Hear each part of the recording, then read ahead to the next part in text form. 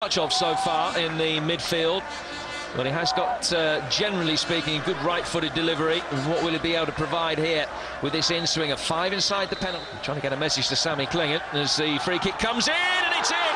The opening moments of the second half. It's Martin Skrtel. The in-swing piece was taken there, but they're 3 yards too deep, and you give Mike Taylor absolutely no chance. Not sure about the marking. He gets a clear run, no one's blocking him, and he heads it just maybe 6 yards out. Mike Taylor, no chance. And now it's 2-0. Hamzik coming in, stealing in blindside, and such are the margins of this. Don't deal with it. So this time it is a good leap, but we've got to watch second phase runners. If you're going to do that, no one, our body shape's not right. Hamzik tracks it on. We lose the first header. It's a big header, no doubt. But Hamzik, he does get goals. He's got goals in Syria. He's done really well here. Now Brunt outside it. Is it a good delivery? It is good enough. An own goal has given Northern Ireland hope of South. Job for them here. Could have let it go. Just got his studs to it to flick it past Seneki. And with 9 minutes remaining, Northern Ireland are back in the game. This one, Andres Kerm on the left side for Slovenia. 22nd is pass to the middle. Dinks to Milivoje Novakovic. He puts it over goalkeeper Stefan Seneki. 1-0 Slovenia. The cross off a defender coming back, and so was the shot that beats the keeper. To go, Slovenia would go 2 up. Novakovic shedding his man and thumping that shot past Seneki. 2-0 in the 81st, and Novakovic with the I am awesome celebration that we know and love so much. A great work here by him, and the goalkeeper just a little behind this one. A minute later, Slovakia adds some tension with a goal of their own. Martin Jakubko allowed to walk right in, and he beats goalkeeper Samir Handanovic. That makes it 2-1, but Slovenia managed to hold their nerve and hold off the Slovaks to win their first qualifying game. Zakročil Martin Petráš, Vitek má za sebou Šestáka, ktorý už dostáva loptu a hlavičkou zakončuje do siete. Gól! 1-0. 32. minúta. Spolupráca Náša. Gól v sieti Simonciniho. Šestákov 4. reprezentačný zásah, 3. krát proti San Marínu. Lopta išla ponad Bačiocchiho a Vitek pekne sklepol na Kozáka. 2-0. 39. minúta. Janko Kozák. Ten si pripisuje svoju druhú gólovú asistenciu v tomto stretnutí 7 minút potom, čo prihrával Šestákovi na náš prvý gól. Ponúkol takúto streleckú parketu pre Janka. Tentoraz Selva nebol mimo hry, pokúsi sa vystreliť spoza Krajčíka a dáva gól. 45. minúta, Andy Selva, Euro 2008. No a teraz oslavujú gól svojho najtradičnejšieho strelca. Andy Selva takto obstrelil spoza Krajčíka Ľuba Kamen.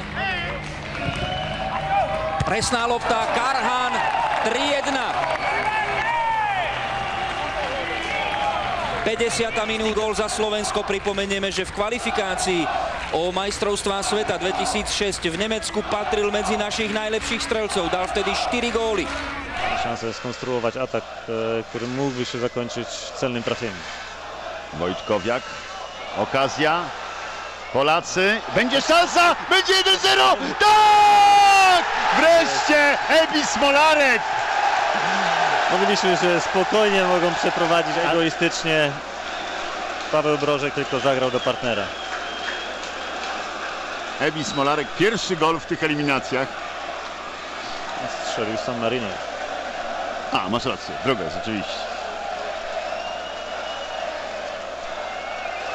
Aczkolwiek ta bramka wydaje się, no... Obzdera odrzutu z autu. Artur Boruc, a jakby padła piłka, bramka, jaki pech! Szestak strzelcem bramki wyrównującej. Piłka nie skozłowała, być może tak jak się spodziewał, albo nie spodziewał się, że Dudka tę piłkę zostawi. No, ciekawe ostatnie koszmarny błąd. 6 minut. Tymczasem Słowacy na pewno dostali teraz wiatr w żagle. Znowu Szostak. No teraz mamy szczęście, nie mamy szczęścia. 2-1. Ale głupio tracimy te bramki. Pekarnik dogrywał i Szostak po raz drugi.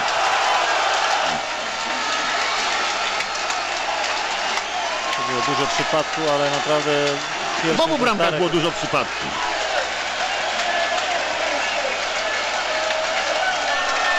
Jak to się wszystko szybko zmieniło.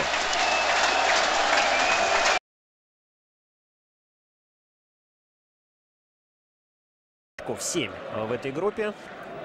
Ну, по потерянным они как раз вровень с лидером Северной Ирландии. Вот момент, передача, дальше можно отдать пас. Удар и гол! Ах, как красиво! Обманул Петра Чеха. Ну что, это галошка? Нет, нет, это не галошка, это как раз шест. О пользе игр или о сложности игр с карликами. Об этом еще будет тема, а пока смотрим. Галошка делает передачу, Шестак разворачивается, Петр Чех периферийным зрением и этим пользуется Станислав Шестак. Мне кажется, могут быть вопросы к Ундиану. Чехи уступают словакам 0-1. Низом Плашел, удар поворотом. Автогол. Причем второй автогол уже в этом отборочном цикле. Ян Дюрица низом играет Плашел. Кстати, сбил он с толку соперника. Ну что, Дюрица? По-моему, Кархан, нет?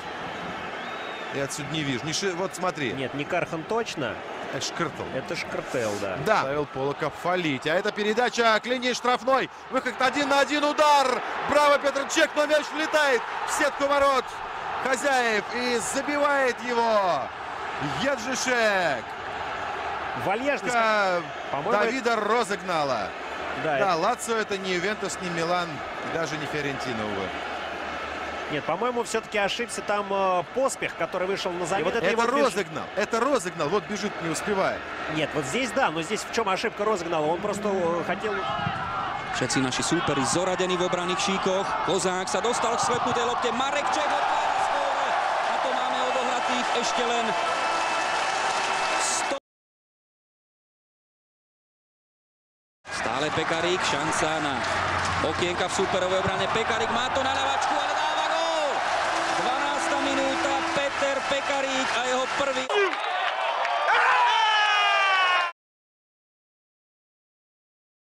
Musíme hľadať cesty z tej pavučiny. Výborná kombinácia Kozáka s Vitekom.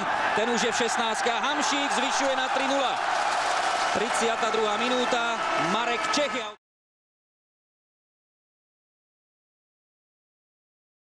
Stocha. Stoch a jeho krátke kľúčky. Krásna akcia. Stoch je v šanci. 4-0. 35. minúta. Miroslav Stoch. Podľa mnohých jeden z najväčších od Danila Rinaldiho. Potom si narazil loptu s Robertom Vitekom a nekompromisne pravačkou zakončuje. 4-0. Opäť to bolo po narážačke. Na toto sú hráči sa namerali na obrannej fáze veľmi citliví.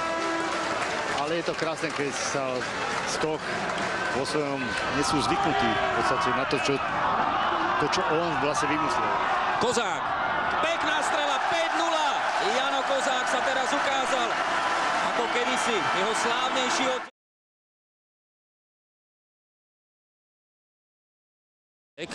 Okamžite na Nováka, ten Pekaríkovi, pekná rýchla výmena lôb. Pekaríkov center na Jakubka, ten konečne hlavičkuje do siete. Tak na 4. raz to už vo vzduchu vyšlo. A teraz je situácia celkom iná. Kráčame k historickej možnosti hrať na majstrovstvách sveta. Ľuboš Hanzel, pozrite sa na to.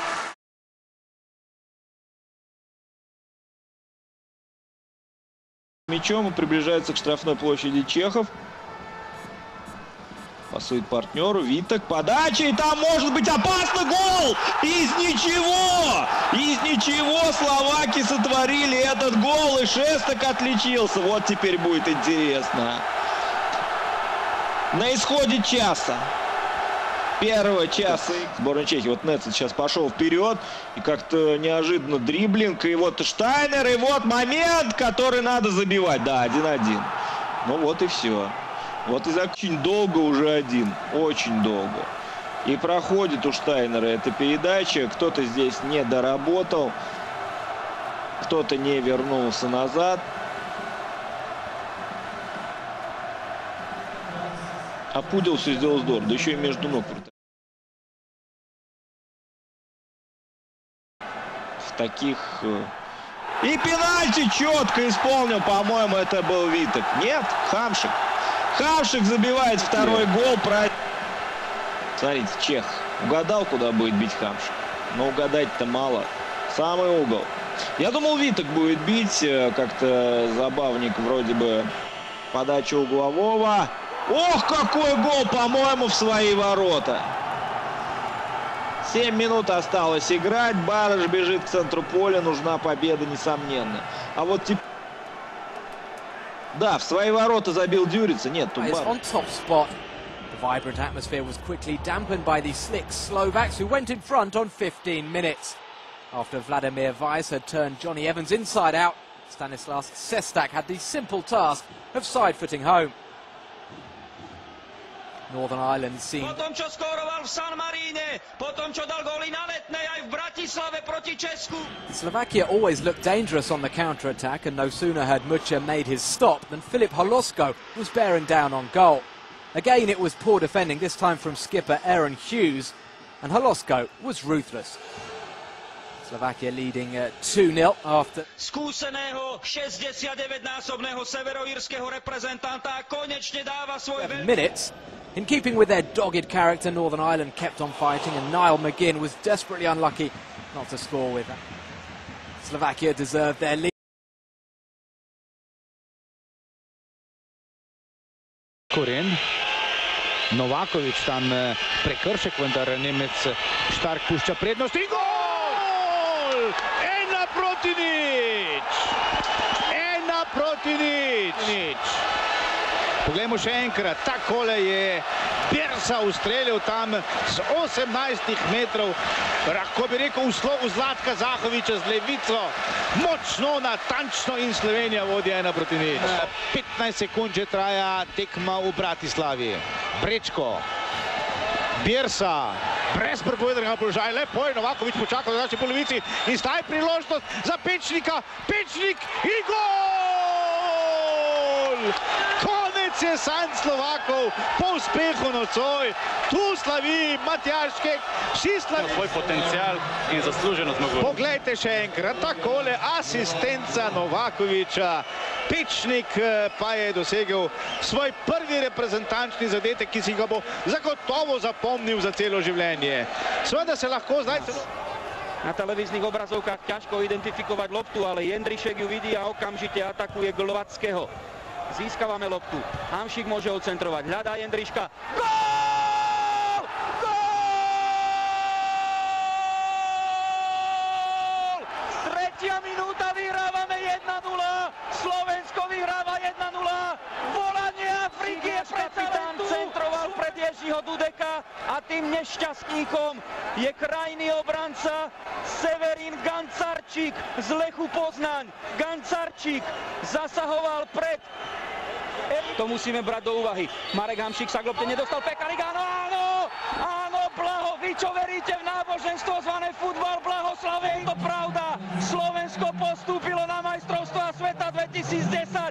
Vodcov sa vzbúrili, tí, ktorým nikto neveril, to dosiahli. Na snehu vo Fujavici v poľskom Choržove vďaka národnej